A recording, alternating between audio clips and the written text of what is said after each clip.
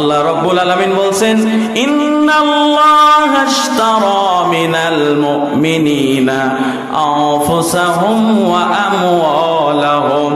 আল্লাহ রাব্বুল আলামিন ইন্নাল্লাহা আশতারা, আল্লাহ ক্রয় করে নিয়েছেন মিনাল মুমিনিন, মুমিনদের নিকট থেকে তাদের জান এবং মাল, আনফুসাহুম ওয়া আমওয়ালাহুম, মুমিনের জান এবং মাল কিনে নিয়েছেন কে? আল্লাহ কিনে নিয়েছেন। এখন আপনি বাজারে যান, একে কি বলে গোয়ালগাড়ি হাট নাকি? এই বাজারে যান, আপনি যখন দোকানদারের নিকট থেকে কোনো জিনিসপত্র, প্রয়োজনীয় নিত্য প্রয়োজনীয় জিনিসপত্র ক্রয় করবেন, তখন তাকে টাকা দিতে হয় কিনা? আপনি টাকা দেন, বিনিময়ে সে আপনাকে পণ্য দেয়। এখন আল্লাহকে জিজ্ঞাসা করেন, আল্লাহ আমার জান এবং মাল আপনি কিনে নিলেন, বিনিময় কি দিবেন? আল্লাহ বলেন বিআন্না লাহুমুল জান্নাহ। সুবহানাল্লাহ বলেন। আল্লাহ বলেন বিনিময়ে আমি ওই বান্দাকে জান্নাত দিয়ে দেব। তাইলে মুমিনের জান, মুমিনের মাল কিনে নিয়েছেন কে?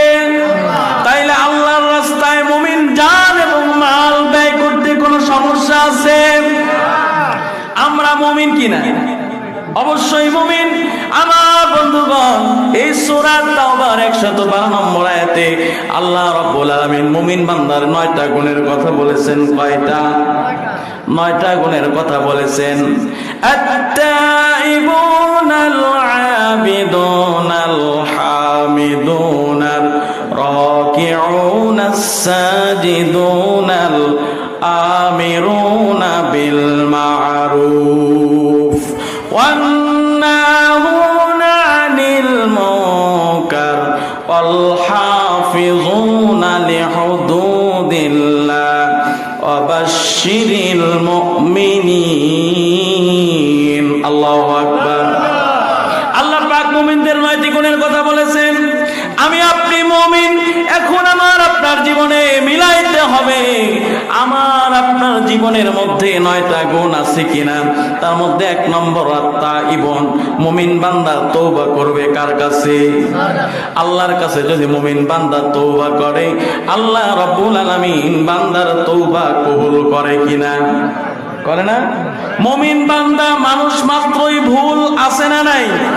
এই মানুষগুলো ভুল করবে, কিন্তু ভুল করার পরে, গুনাহ করার পরে আল্লাহর কাছে যখন তওবা করবে, আল্লাহ রাব্বুল আলামিন মুমিনদের জন্য তওবার দরজা খোলা রেখেছেন। ঠিক কিনা? আমার বন্ধুগণ, লক্ষ্য করে দেখেন, আল্লাহ নবী রাহমাতুল লিল আলামিনের সাহাবী হযরতে আমিরুল মুমিনিন দ্বিতীয় খলিফা হযরত ওমর রাদিয়াল্লাহু তাআলা আনহু, উনি যখন মদিনার, আপনার মক্কার, সমগ্র আরব জাহানের খলিফা নির্বাচিত হলেন, মদিনার, মক্কার, সমগ্র আরব জাহানের প্রেসিডেন্ট, প্রধানমন্ত্রীকে হযরতে ওমর। এই আমলে উনি রাজত্ব ক্ষমতা হাতে নেওয়ার পরে কয়েকটা আইনের প্রতি বিশেষ গুরুত্ব দিলেন। তার মধ্যে 1 নম্বর হলো হযরত ওমরের কঠোর নির্দেশনা ছিল, আমার রাজ্যের মধ্যে, আমার এরিয়ার মধ্যে কোনো মানুষ মদ খেতে পারবে না। যদি কেউ মদ পান করে, কঠোর হস্তে আমি ওমর তার বিচার করব। আর হযরতে ওমর উনি যে অর্ডার করছেন, যে আইন করছেন, এই আইন ভঙ্গ করার মতো সাহস কারো আছে? কিন্তু মদের নেশা, নেশা আছে কিনা? একজন যুবক মদ পানে অভ্যস্ত, সে গোপনে 1 বোতল মদ সংগ্রহ করে একটি গুহার মধ্যে প্রবেশ করেছে। গুহার মধ্যে প্রবেশ করার পরে যুবকটা কিছুটা মদ পান করেছে। কি করছে? কিছুটা মদ পান করছে। অবশিষ্ট বোতলের মধ্যে রেখে সে একটা চাদর গায়ে দিয়ে আছে। চাদরের মধ্যে লুকাইয়া বলে, আমি লুকিয়ে লুকিয়ে বাড়িতে যাব। বাড়িতে যাওয়ার পরে আবার এই অর্ধেক পান করে বোতলটা ফেলে দেব। কারণ হযরত ওমর আইন করেছে, আর তার চোখের সামনে তো আমার দেখা পড়বে না, তার সাথে তো আমার দেখাও হবে না, এই রাস্তায় তো হযরত ওমর এখন আসবে না। কিন্তু এইটা বলে যুবকটা যখন বাড়ির দিকে রওনা দিছে, পথের মধ্যে যাওয়ার পরে অর্ধেক রাস্তা যাওয়ার পরে দেখি হযরত ওমর যুবকের দিকে আসে। বলেন এখন বিপদ আছে না নাই? যুবক যখন দেখছে ভিতরে কাঁপাকাঁপি শুরু হয়ে গেছে, আহারে আজকে তো উমারের হাত থেকে বাঁচার মতো কোনো উপায় নাই, আর তো কোনো অবস্থা নাই, যেইভাবে করলে আমি এই উমারের হাত থেকে বেঁচে যাব। এইবার যুবকের মনে পড়ে গেল আল্লাহ রাব্বুল আলামিন বলেছেন, ইয়া আইয়ুহাল্লাযীনা আমানু তুবু ইলাল্লাহি তাওবাতান নাসুহা। আল্লাহু আকবার। যুবকের মনে পড়ে গেল আল্লাহ তো তাওবাতুন নাসুহা কবুল করেন। এইবার যুবক আল্লাহকে ডাক দিয়ে বলে, আল্লাহ আজকে উমারের হাত থেকে আমারে বাঁচাও। আল্লাহ এমন একটা বিপদে পড়ে গেছি, বাঁচার মতো কোনো উপায় নাই। আল্লাহ আজকে যদি উমারের হাত থেকে আমাকে বাঁচাও, তোমার কাছে ওয়াদা করলাম আর জীবনে মদের বোতল হাতে নিব না। জোরে জোরে বলেন না সুবহানাল্লাহ। হযরত উমারের নিকটবর্তী যখন হয়ে গেল, হযরত উমার ডাক দেয়া বলে, যুবক রে যুবক, তোমার হাতে কি তাড়াতাড়ি বের করো। এইবার যুবকটা থরথর করে কাঁপতে কাঁপতে কি বলবে, সে তো জানে আমার চাদরের মধ্যে মদের বোতল। এইবার যুবকটা ডাক দেয়া বলে, ইয়া আমিরুল মুমিনিন, ও হযরত উমার, আমার চাদরের মধ্যে যে বোতলটা আছে এই বোতলটা কোন মদের বোতল না। আমার হাতের মধ্যে যেই বোতলটা আছে এই বোতলটা হলো দুধের বোতল। বলেন তো মূলত কিসের বোতল? কিন্তু যুবকটা আল্লাহর কাছে তওবা করেছে, তাওবাতুন নাসুহা, যে আল্লাহ আজকে বাঁচাও আর জীবনে এই মদের বোতল হাতে নেব না। এইবার উমর বলে, হে যুবক তাড়াতাড়ি বের কর, আমি দেখতে চাই। এইবার যুবক থরথর করে কাঁপতে কাঁপতে চাদরের মধ্যে থেকে যখন বোতলটা বের করছে, বের করে দেখে এই বোতলের মধ্যে আপনার গরম দুধ থেকে ধোঁয়া বাহির হইতেছে। জোরে জোরে বলেন না সুবহানাল্লাহ। তাইরে তওবা কবুল করেন কি? আল্লাহ বান্দার জন্য তওবার দরজা খোলা রাখছে কিনা?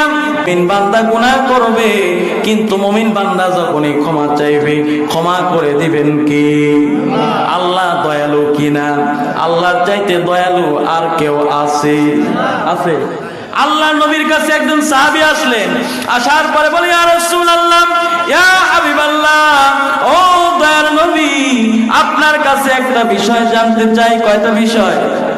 একটা বিষয় জানতে চাই, মায়ের দয়া বেশি না আল্লাহর দয়া বেশি? সুবহানাল্লাহ বলেন। মায়ের দয়া কম না বেশি? মায়ের দয়াও বেশি, কিন্তু আল্লাহর দয়ার সাথে তুলনা করা যাবে? এইবার সাহাবী বলে, ইয়া রাসূলুল্লাহ, ইয়া হাবিবাল্লাহ, নবী গো, মায়ের দয়া বেশি না আল্লাহর দয়া বেশি? বলে কেন? বলে, নবী গো, আমার মা আমাকে কোনো কাজের জন্য যখন বাহিরে পাঠায়, মায়ের কাজটা করার জন্য আমি বাহিরে চলে যাই। যাওয়ার পরে বিভিন্ন কথা মতো বিভিন্ন কারণে আমি মায়ের কাজের কথাটা ভুলে যাই, মায়ের কাজটা করার কথা আর মনে থাকে না। এমন হয় কি না? হয় না? বাচ্চাকে বলছে, এই যাও বাজার থেকে এক হালি ডিম নিয়ে আসো।